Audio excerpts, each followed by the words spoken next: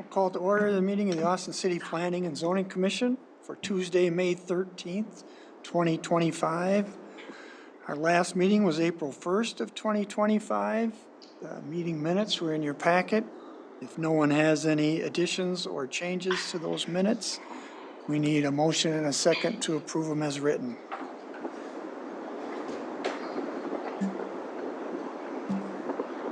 Motion to accept minutes. Second. Thank you. Okay, we have a motion from Commissioner Sirach and a second from Commissioner Norman to approve the minutes from the April 1st, 2025 meeting as written. All in favor of the motion, please say aye. Aye. Aye. All opposed, no. Motion carries. Those minutes are approved as written. We have one open public hearing item on the agenda tonight to consider a petition from the City of Austin for a conditional use permit for the placement of fill in a designated flood fringe area. Ms. Wallace.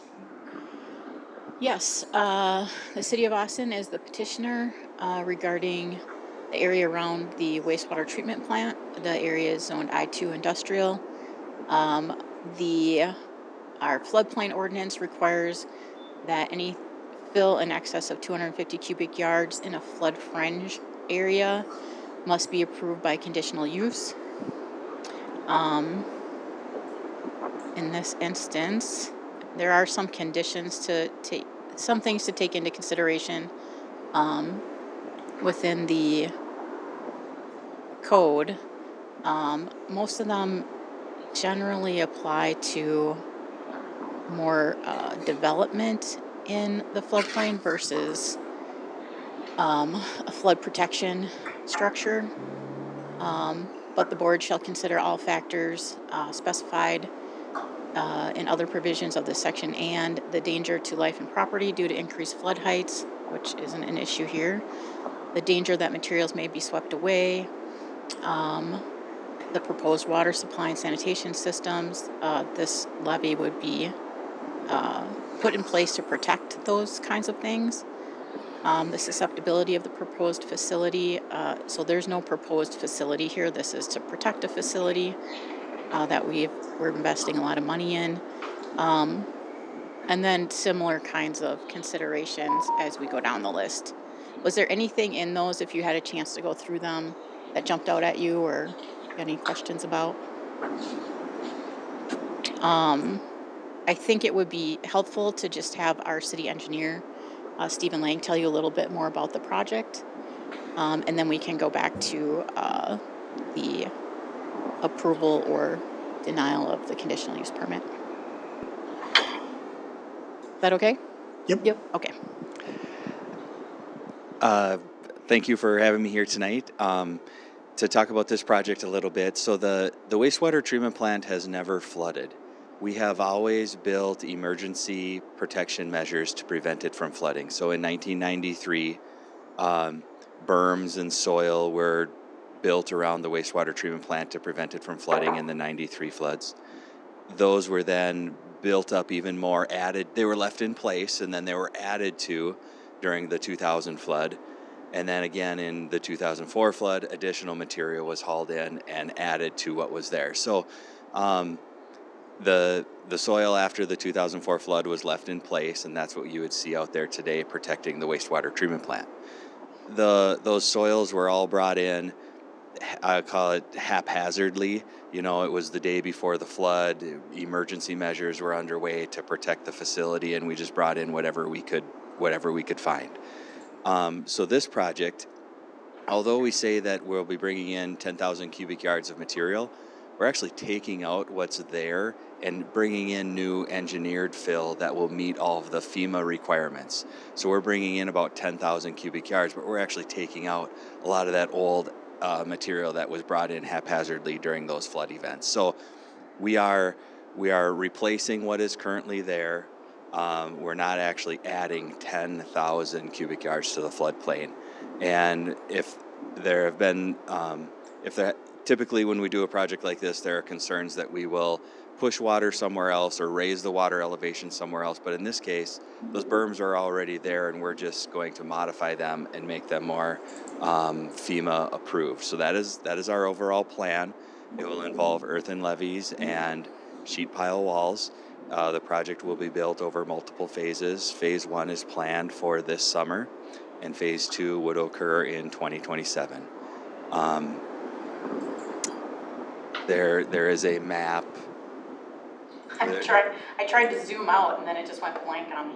There is a map in your backup material showing 2 areas circled in red where the material will be placed right there. It'll be placed at the head of the wastewater treatment plant near South Main Street and 12th Avenue, and then we'll be placing it along the east side of the wastewater treatment plant as well. So those are the 2 general areas where the existing fill will be removed and new engineered soils will be hauled in. With that, I'll turn it over to the commission if you have any questions. Commissioners, any questions? Thanks, Stephen.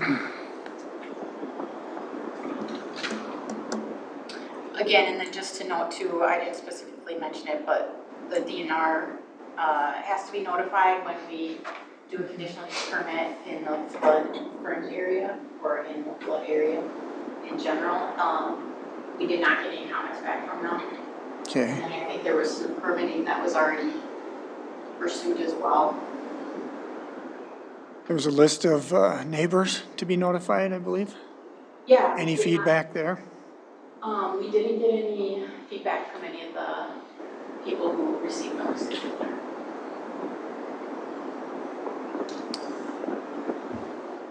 And this is a done deal, right? This isn't a recommendation to council. This is just up or down. Right, this is just Okay. planning commission will decide.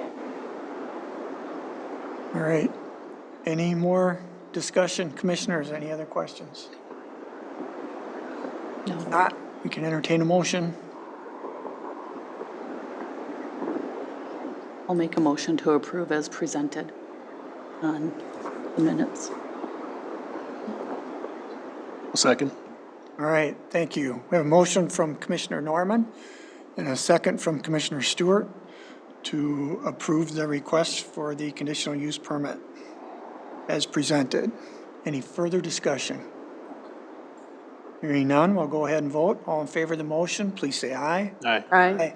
All opposed, no. Motion carries. Conditional use permit is approved. Next up, we have a discussion item regarding the EPA Brownfield grant and other projects.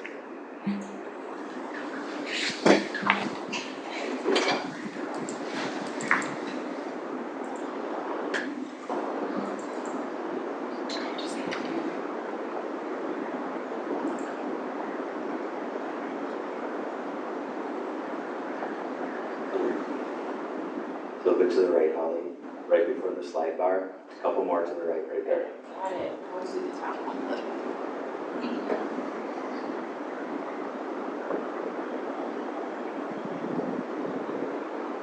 All right, do you want to talk about it at all? Oh, well, sure. So we have been working, we received an EPA grant to do environmental site assessments back in around 22. It took us a couple of years of applications before we were successful. To implement the grant, we chose Stantec, and they are doing all of the environmental site assessment work for us and helping us with all of the regulatory requirements of the grant. We get together every once in a while. We had a Brownfield Advisory Committee meeting today. We have a small group of people that kind of fluctuates from time to time because of the long period that the grant is effective. And we wanted to just present to you, since council wouldn't be able to see this today, but wanted to present to you a little bit of the background of the project and what we've done with it.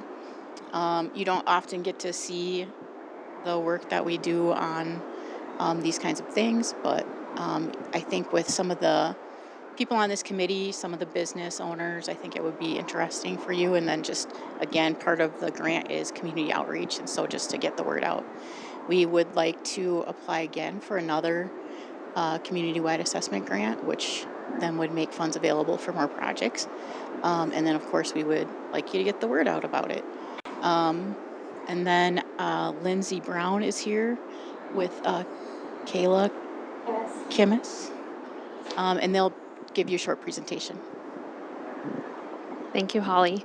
Yes, my name is Lindsay Brown. I'm the project manager for the city's EPA Brownfield grant. Our former colleague, who is now retired, Dave Constant, was the original project manager when this grant was awarded, and I was the assistant PM. So I just slid into his role, and Kayla slid into the assistant role. And as Holly mentioned, this grant was awarded in 2022, and we're just going to talk about just what the grant is, what the funds are available for, and what we've been able to accomplish so far. Oops, did I go the wrong way? Your screen went black. Just a blank slide. No, it shouldn't be. There we go. Okay. So just a little bit more about like what brownfields are in the terms of EPA, because each agency has a different definition of what a brownfield really is. When it comes to this funding, EPA really defines a brownfield as any real property that could be contaminated. It doesn't mean we have to know it is, just the potential that it could be based on whatever historical past use people might know of. It really is, when it comes down to it, any site that was previously developed. So the sites that we cannot work on is anything that would be considered green space, which in the Midwest is primarily agricultural lands. So anything that is farmland doesn't get worked on underneath this program, even though, I mean, you could fight for it that, well, it could be contaminated because they use pesticides and all kinds of things on farmland, but EPA doesn't look at it for this particular program. So we're really looking at infill development inside the city limits. A lot of downtown type properties is really what we see these worked on, or former industrial sites. EPA has two types of brownfields that we look at. The first one is petroleum. This is going to be your corner gas stations, auto repair shops, anything where there was heavy petroleum usage, where oil could have been dumped, or there was a tank underneath the site. That's the petroleum side. At the state level, that's where MPCA gets involved. They do a lot with tanks, and so they do get involved from time to time on different sites. The other side is hazardous substance. This is the primary side of funding that we use a lot of the money for. So this is going to be industrial sites where there's like a commingled amount of contamination. It could be various different things. Former dry cleaners, downtown buildings with asbestos or lead-based paint potentially are considered hazardous substance. So a bulk of the money is usually used on the hazardous substance side because it's a little bit more lenient than the petroleum side. We also like it because it's one less agency that we have to get approval from to work on something. So why are brownfields a problem? Vacant or underutilized buildings are going to cause issues, right? We're going to see potentially higher crime rates, loss of opportunity, loss of tax base, impacting other neighborhood properties, and then threats to the environment and the public's health. A lot of these contaminants, when they get under slabs and into the ground, can affect groundwater and drinking water. So it is something that does need to be taken care of, and this program can really help that. So a little bit about the city's grant that we are currently wrapping up for this fall. As Holly mentioned, this is a $500,000 grant. There was no match required by the city when we went after this funding. So this is 100% funded at the federal government. It was a 3-year grant. When we went for this, they have now extended it to 4 years if you go for another grant. They've seen that it takes a little bit longer in this redevelopment world to get things moving, and that 3 years is actually kind of tight. So they're now a 4-year grant, but we have until the end of November to wrap this one up, and then get all of our closeout paperwork done, and we will hit that timeline. We're really close to a few sites wrapping up now and finishing up some things, which you'll see in a little bit. But yeah, it's been a great grant. We've seen a lot of interest and things getting moved along, which is great. The funding can be used in a unique way on public and privately owned sites. So a lot of times we see in the grant world, when it comes to redevelopment funding, it can either be used on public sites only where the city has to own it, or it has to be privately owned. And this grant can be used on both, which is another really great aspect of this funding. And then the last thing about the logistics of the grant is that it can be used throughout the entire city. So even though in the grant application, if you were to pick it up and read it today, we talk a lot about Oakland Avenue, and that was kind of a corridor that we really focused on. And we worked a lot on properties within inside that area, but anybody could have asked for the funding throughout the entire city, and we could utilize it anywhere in the city of Austin, which is great as well. So, status of kind of like where we're at, what we've started with, and kind of getting us towards the finish line here. Everything on this table, anything in green, is in the works or has been completed. So, basically, we've done a ton of things. The only thing that we have not really dove into is we have not done any response action plans to the state. That's kind of a last step before a site gets cleaned up. We haven't done any of those, and that's okay. And the other thing is we can do planning inside of these grants, small area-wide plans, corridor planning. And we didn't need this funding to do that because the city was actually graciously awarded a building block grant through EPA to be able to do an area-wide plan through that program. So we were able to take this grant and really focus on the environmental side of brownfield redevelopment, while that building block program was leveraged in order to do the small area-wide plan. So that worked out really great. This is a synopsis of the budget as of the last quarterly report that we submitted to EPA. As of the last quarterly report, we had about $250,000 left in the grant. That is all allocated, almost down to the last penny, with the amount of work that we have left on the sites that we're going to run through here on the next few slides. So we have identified the sites that we want to finish using the funds on, and so that number will be dwindling down towards zero very rapidly throughout the summer months. So project progress, this is just to show you the amount of things that we've really been able to accomplish to date. We've created a brownfield inventory. This process starts way at the beginning when we start writing a grant. So Holly and I sit for sometimes hours and talk about the city and where there are potential sites. And we, Stantec, start making a list. We also utilize GIS functions and databases that we have access to, like MPCA, What's in My Neighborhood, and other resources to come up with an entire list of potential brownfield sites inside your community. That list is then used throughout the life cycle of the grant as we start looking at different areas of the city and property ownership and who might be selling or interested in redeveloping. So as we're talking through those things, we use this inventory that we've created to have those conversations. Then we set up a link on the city's webpage, just talking about brownfields. And then we developed a QAP, which is a very technical term, non-technical term, for a very technical document that's like hundreds and hundreds of pages of data and talking about all the different ways that we're going to look at potential contaminants and how we're going to sample them and all of that. Then we do the next step. We've done eligibility determinations. We've done 11 of those. An eligibility determination is a 2-page document, and it basically talks about the history of the site as we know it. Who owns it? When was it purchased? What do we know about the history of the site? And then that gets submitted to EPA and or MPCA for their approval.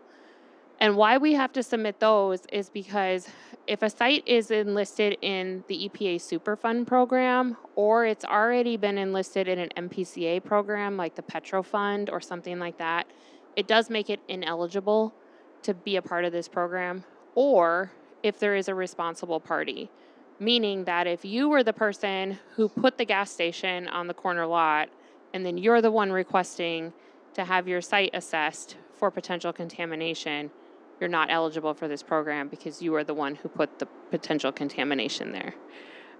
So it's just those types of things that we have to kind of do our due diligence on before we do due diligence to make sure that it is eligible. So we've submitted 11 of those, and all 11 have been approved. From there, we've currently completed 10 phase ones.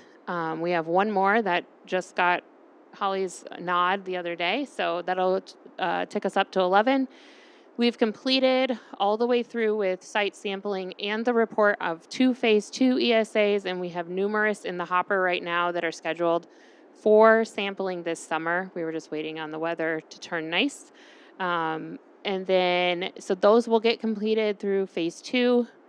We've enlisted one site in the MPCA VIC program. We've done community engagement activities. Holly attended the 2023 National Brownfield Conference in Detroit, Michigan.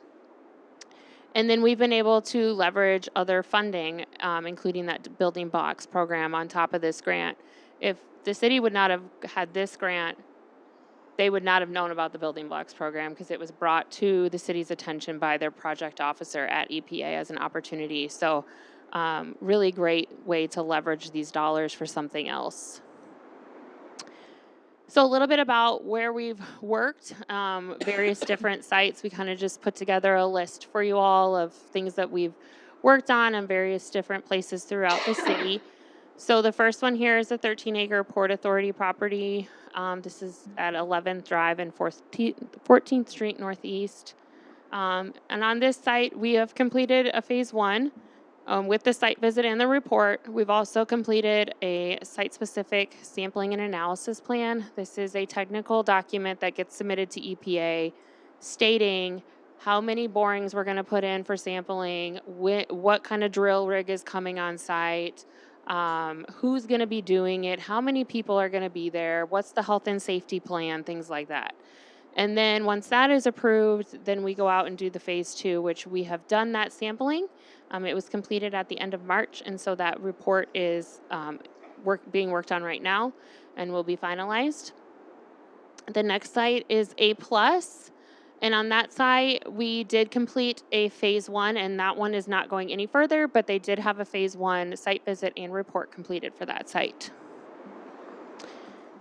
The next site is the Austin Daily Herald site at 310 2nd Street Northeast. This one has gone all the way through the phase 2, and we also enrolled this site in the VIC program, and that was submitted and approved by MPCA in August of 2024. The VIC program really just kind of makes MPCA aware of everything that's been done on this site and sets it up for the next stage. It is kind of like in a little bit of a hold right now just because there's no design, no design has been developed for the site. Once it gets to that, then it can move on to some next stages. But we've taken that site as far as it can go as of right now. Next one is City Car Wash at 210 Oakland Avenue West. This site went all the way through the process through a phase 2, and that was just completed this past January. Next is the JS2 property. This one, we are scheduled to go out and do the phase 2 site sampling this summer. This is one that we were just holding off a little bit until the weather got nicer, but it is scheduled hopefully for June. We're going to be able to get a driller out there for that. And then the next one is the Methodist parking lot at 1st Avenue Northwest and 1st Street Northwest. This one, we are working on the site-specific sampling and analysis plan right now in hopes of that approval yet this month. So that way we can mobilize a drill rig with the JS2 property and get both of those done in one mobilization to save some money on the grant. Then we worked on Midtown Auto Clinic at 200 Oakland Avenue. As you can see, there's kind of a theme of where we were working, which aligned with that building blocks planning grant work that Holly was involved in. This site went through phase 2. We are currently, the phase 2 was approved by Holly on Friday, so that is in process of being submitted to EPA for their approval. And then the next site was the Church House site.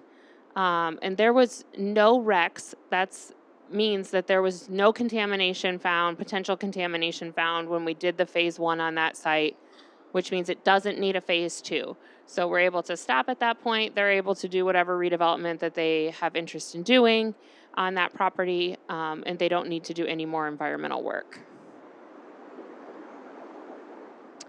We then worked on the former dry cleaner at 911 Parkland Avenue West. We did do a phase 2.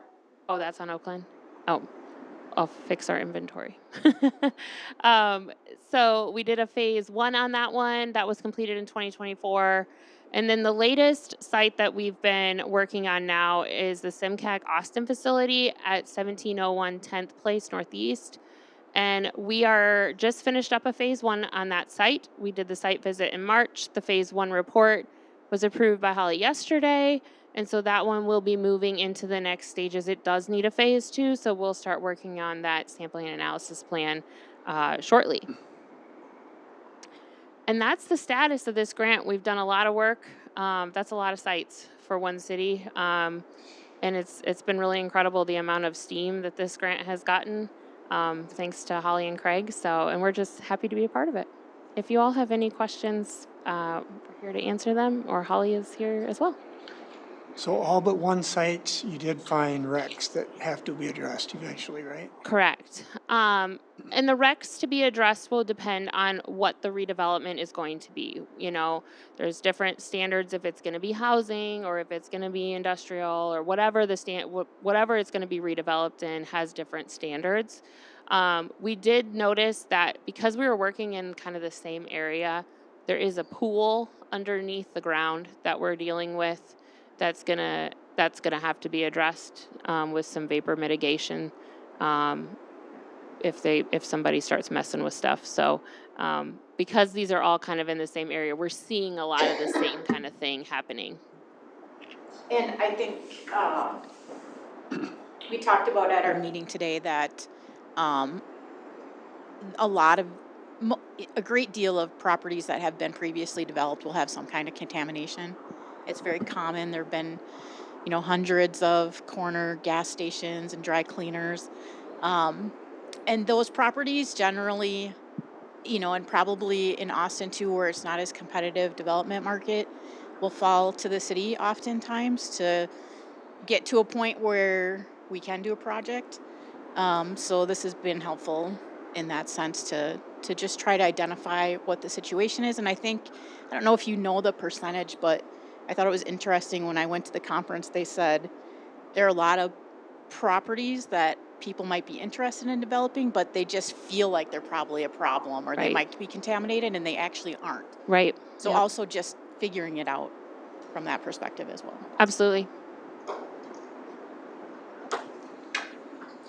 Will Regner Dry Cleaners move to a phase 2? They haven't requested one yet. I think they were in a program with the MPC already, so I think that's why we didn't move forward. So there is a dry cleaner fund program within the state that a lot of those former dry cleaners get put into. And then there's set aside money inside that program for them. I think that's why they had decided to just stop with this program and just focus on that program because you can't do both. MPCA would rather have them in the dry cleaner program because they can keep a better eye on things and know what's going on.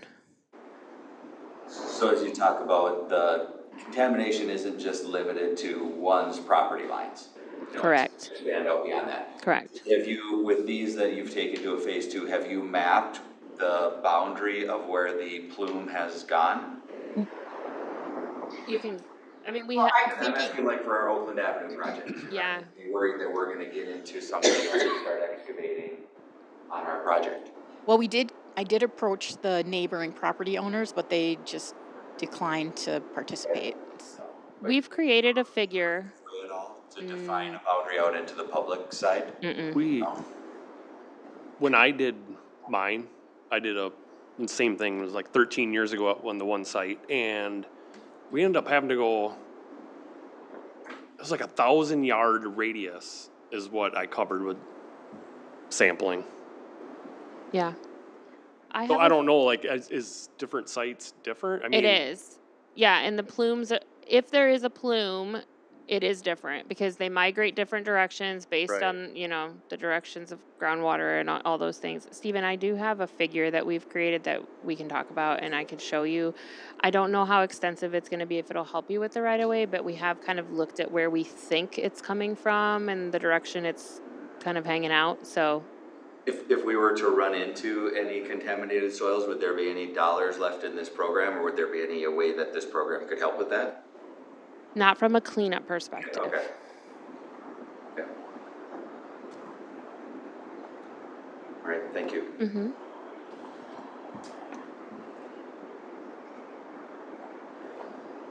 There still, of course, is a lot of reluctance from many property owners to really find out what their circumstances are as far as potential contamination, but I mean, ultimately, it'll have to be taken care of at some point if it's redeveloped, but if people are just selling properties, they haven't, they don't always wanna know.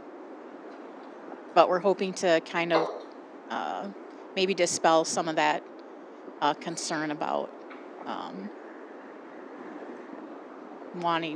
not wanting to know. Yeah, and I think it's helpful too, like now that you guys have had one grant and it's been very successful in the eyes of EPA, to go after another one, now we're gonna be able to say, look at, we've been able to accomplish this. No, EPA hasn't come here and taken anyone's properties. None of that is happening. So you're in a really good position to like really get out the word more and have a leg to stand on. But some of their guards may come down and say, okay, if this property my grandpa bought this, back in the 70s or something. We know that there may have been something here before he bought it. We have no idea what it is. I mean, we hear things like that a lot. So I think the city is in a really great position. We went around town today and looked at some potential new areas to write about in the next grant, and yet still focus some on the Oakland Avenue area to align with what's going on with like the DOT funding and things like that. So we really feel like the city's in a really good position to go for some more funding. I also think you made a good point at our meeting today about, like there's no direct route to development, with limited resources and with it being sometimes, ends up falling on the public to take responsibility for some of these, properties. It is kind of a roundabout way to get there by pursuing some of these grants to help either make the location more interesting to the private sector, or to develop it ourselves in the public sector. Yeah, this is just like, one thing we talk about a lot is this is a tool in your guys' toolbox that can be used to get you to where you want to go. And as of right now, it's still 100% funded. So tax dollars are going to it no matter what. So why not put your name in the hat? If your city's federal tax dollars are going to this, why not bring it back to the city of Austin? Thank you. Thank you. I just had one more item just to talk about. I will be out from June 11th until July 23rd approximately. We're going to try to squeeze in another planning commission meeting at the beginning of June. We were thinking June 3rd, so just to give you a heads up. It sounds like there will be some items to try to review at that particular meeting. And that's all I have. All right. Any of the commissioners got anything else? If not, I'll entertain a motion to adjourn. So moved. Second. Thank you. Motion from Commissioner Norman and a second from Commissioner Schrock to adjourn. All in favor of the motion, please say aye. Aye. Aye. All opposed, no. Motion carries. We're adjourned.